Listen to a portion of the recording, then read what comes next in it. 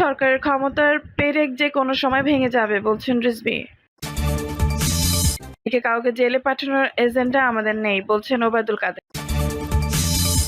জানাবো যেসব কারণে মার্কিন যুক্তরাষ্ট্র সরকারের উপর চাপ সৃষ্টি করছে। যুক্তরাষ্ট্রের সঙ্গে আবার সম্পর্কে টানাপোড়েন এবং সর্বশেষ জানাবো আদালতে যাবেন বেনজির। দর্শক শুনছিলেন সংবাদ শিরোনাম, এখন বিস্তারিত।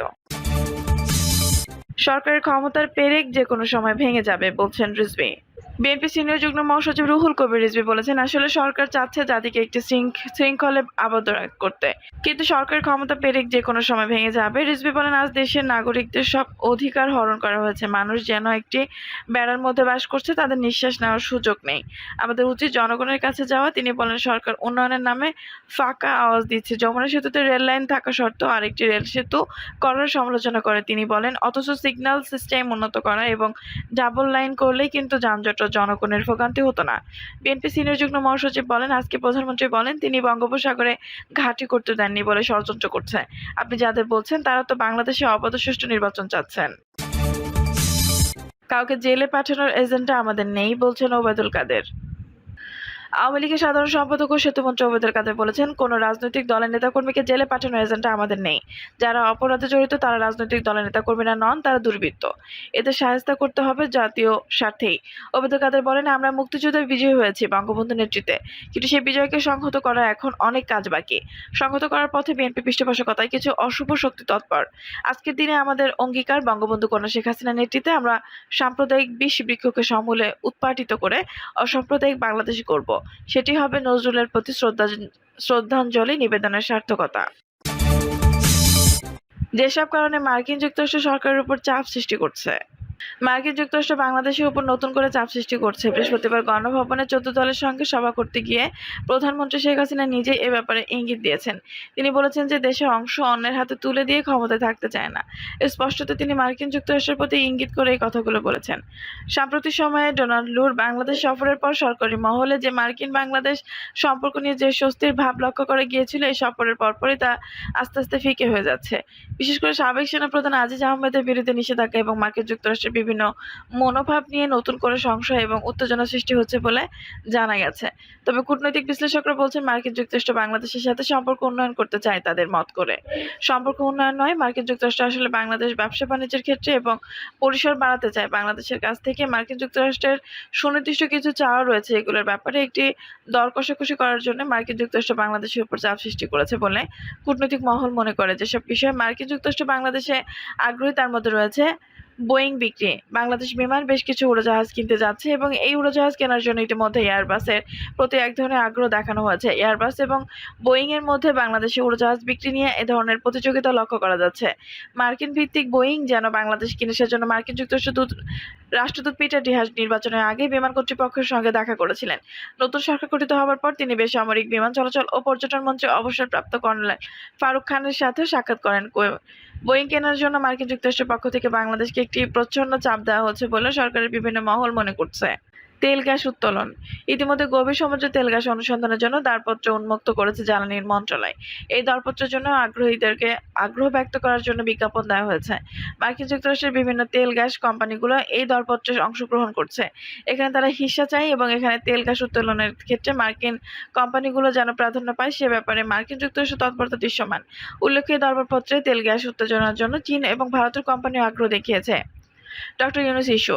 ডক্টর ইউনূসের বিরুদ্ধে একের পর এক বিভিন্ন মামলাগুলো হচ্ছে। তিনি বর্তমানে একটি মামলায় দণ্ডিত হয়ে আদালত থেকে জামিন নিয়ে আছেন। সামনের দিনগুলোতে অর্থ পাচার সহ আরও বিভিন্ন মামলায় ইউনূসের দণ্ডিত হওয়ার সম্ভাবনা আছে। ইউনূসের ইস্যুতে মার্কিন যুক্তরাষ্ট্র আগ্রহ রয়েছে এবং সরকার যাতে ইউনূসের ব্যাপারে নমনীয় হয় সে কারণে প্রচ্ছন্নভাবে মার্কিন প্রশাসন চাপ সৃষ্টি করছে বলে একাধিক সূত্র নিশ্চিত করেছে। চীনের সঙ্গে সম্পর্ক। সাম্প্রতিক সময়ে বাংলাদেশের চীনের সঙ্গে সম্পর্কের ক্ষেত্রে প্রসারিত হয়েছে। চীন ক্রমশ বাংলাদেশের প্রধান অর্থনৈতিক অংশীদার হিসেবে আবির্ভূত হচ্ছে। আর এই চীনের সঙ্গে সম্পর্কের লাগাম টেনে ধরার জন্য মার্কিন যুক্তরাষ্ট্র বাংলাদেশের উপর বিভিন্ন ধরনের চাপ দিচ্ছে বলে সংশ্লিষ্ট মহল মনে করছেন।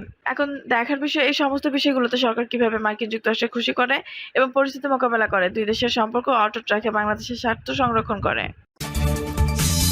যুক্তরাষ্ট্রের সঙ্গে আবার সম্পর্কে টানাপোড়েন।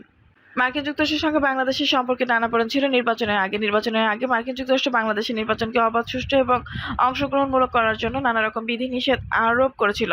এমনকি ভিসানীতিও জারি করেছিল। বাংলাদেশের যেন শেষ পর্যন্ত নির্বাচন হতে পারে, এজন্য ভারত মার্কিন যুক্তরাষ্ট্রের সঙ্গে প্রভাব বিস্তারের চেষ্টা করেছিল। সবকিছু মিলিয়ে শেষ পর্যন্ত ৭ জানুয়ারি নির্বাচন অনুষ্ঠিত হয়। নির্বাচনের পর মার্কিন যুক্তরাষ্ট্র নির্বাচনকে ত্রুটিপূর্ণ বলে অংশীদারিত্বের সম্পর্ক এগিয়ে নেওয়ার বার্তা দেয়। সর্বশেষ কদিন আগে যুক্তরাষ্ট্রের দক্ষিণ-পূর্ব এশিয়া বিষয়ক সহকারী পররাষ্ট্রমন্ত্রী ডোনাল্ড লু সফর করে গেছেন। তিনি অতীতের তিক্ততা ভুলে সামনের দিকে তাকানোর বার্তা দিয়েছেন। তিনি বলেছেন, আমরা সম্পর্ককে আরও এগিয়ে নিয়ে যেতে চাই। কিন্তু তার যাওয়ার পরপরই মার্কিন যুক্তরাষ্ট্র এবং বাংলাদেশ সম্পর্কের অস্বস্তির গন্ধ পাওয়া যাচ্ছে। গত ২০ মে মার্কিন যুক্তরাষ্ট্র বাংলাদেশের সাবেক সেনাপ্রধান আজিজ আহমেদ এবং তার পরিবারের বিরুদ্ধে নিষেধাজ্ঞা আরোপ করেছেন। এই নিষেধাজ্ঞার ফলে বাংলাদেশ মার্কিন যুক্তরাষ্ট্র সম্পর্ক নিয়ে নতুন করে টানাপোড়েন হয়েছে কিনা সেই প্রশ্ন সামনে এসেছে। যদিও পররাষ্ট্রমন্ত্রী মার্কিন যুক্তরাষ্ট্র নিষেধাজ্ঞাকে ব্যক্তির উপর নিষেধাজ্ঞা হিসেবে অভিহিত করেছেন। এর ফলে সরকারের সঙ্গে সম্পর্কের কোনো ব্যত্যয় ঘটবে না বলেও উল্লেখ করেছেন। কিন্তু গতকাল ১৪ দলের বৈঠকে প্রধানমন্ত্রী শেখ হাসিনা আবার মার্কিন বিরোধী অবস্থান গ্রহণ করেছেন। প্রধানমন্ত্রী শেখ হাসিনার কাছে সবচেয়ে বেশি খবর আছে এবং তিনি নিঃসন্দেহে কোনো তথ্য উপাত্তের ভিত্তিতেই মার্কিন যুক্তরাষ্ট্রের সমালোচনা করেছেন। প্রধানমন্ত্রী ১৪ দলের বৈঠকে বলেছেন, দেশের অংশ ভাড়া দিতে দিয়ে বা কারো হাতে তুলে দিয়ে আমি ক্ষমতায় যেতে চাই না। ক্ষমতা দরকার নেই। যদি জনগণ চায় ক্ষমতায় আসবো, না হয় ক্ষমতায় আসবো না। আমি জাতির পিতা বঙ্গবন্ধু শেখ মুজিবের মেয়ে। তিনি কোনো এক সাদা চামড়ার প্রস্তাবের ইঙ্গিত করে বলেন, আমরা মুক্তিযুদ্ধ করে দেশ স্বাধীন করেছি, কাজে কারো কাছে আমরা নতি স্বীকার করব না। প্রধানমন্ত্রী এই বক্তব্যের পর আবার নতুন করে আলোচনা জন্ম দিয়েছে। তাহলে কি মার্কিন যুক্তরাষ্ট্র বাংলাদেশের নতুন করে প্রভাব বিস্তারের চেষ্টা করছে? মার্কিন যুক্তরাষ্ট্র কি বাংলাদেশকে নিয়ে নতুন কোনো পরিকল্পনা আঁকছে? যদিও ডোনাল্ড লু এর সফরের পর সরকারের বিভিন্ন মহলের মধ্যে একটি ফুরফুরে ভাব লক্ষ্য করে গিয়েছিল। বিএনপির মধ্যে এই ধরনের হতাশা দেখা গেছে। বিএনপি নেতারা পরিষ্কার বলেছেন, মার্কিন যুক্তরাষ্ট্র কি করলে না করলে সেটা নিয়ে তাদের যায় আসে না। কিন্তু এখন প্রধানমন্ত্রীর বক্তব্যের পর অনেকেই মনে করেন মার্কিন যুক্তরাষ্ট্র সম্ভবত বাংলাদেশে নতুন করে চাপ দিতে যাচ্ছে এবং এই ধরনের কিছু তথ্য সরকারের কাছে আছে। এই চাপের প্রেক্ষাপটের কারণ কি তা নিয়ে কূটনৈতিক অঙ্গনে নানামুখী আলোচনা চলছে। অনেকে মনে করেন যে বাংলাদেশ তার যে বেসামরিক বিমান চলাচলের জন্য উড়োজাহাজ কিনবে, সেই উড়োজাহাজ বিক্রির জন্য মার্কিন যুক্তরাষ্ট্র আগ্রহ দেখিয়েছে। মার্কিন উৎপাদিত বোয়িং কেনার জন্য সরকারের উপর এক ধরনের চাপ প্রয়োগ করা হচ্ছে। এছাড়া বাংলাদেশ যে সমস্ত মার্কিন প্রতিষ্ঠানে কাজ করে সেই প্রতিষ্ঠানগুলো তাদের লাভের টাকা নিয়ে যেতে পারছে না। আর্থিক সংকটের কারণে এই টাকা আটকে দেওয়া হয়েছে।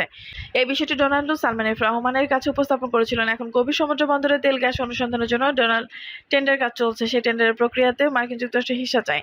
আর এই ব্যবসায়িক কারণগুলোতে মার্কিন যুক্তরাষ্ট্র বাংলাদেশের উপর নতুন করে চাপ প্রয়োগ করছে কিনা তাহলে আলোচনা আছে। আবার অনেকে মনে করে সাম্প্রতিক সময় বাংলাদেশের চীনের দিকে ঝুঁকে পড়ানোর জন্য মার্কিন যুক্তরাষ্ট্র হয়তো নতুন করে চাপ প্রয়োগ করছে।